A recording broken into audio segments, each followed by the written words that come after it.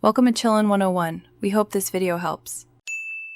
You begin by confirming you have admin rights and a recent backup. This prevents data loss. Once done, identify whether a company MDM or a built-in security policy blocks installation. If a work profile exists, make sure you can modify it. You'll also need the exact OS version and device model to pick the correct fix path. Now enable developer options if the solution requires ADB or USB debugging, and prepare a charging cable and PC connection. Now you run ADB commands to inspect device owner and active admins. This reveals the policy source. If the policy is managed by an MDM, you control, remove, or modify the specific restriction instead of a full wipe.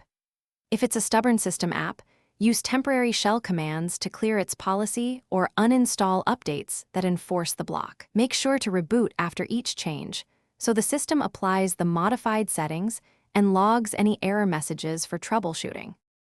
Finish by installing Secure Folder and granting only the necessary permissions. Verify it opens and syncs.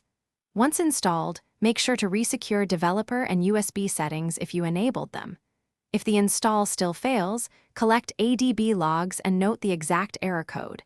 This helps you or IT locate the policy rule.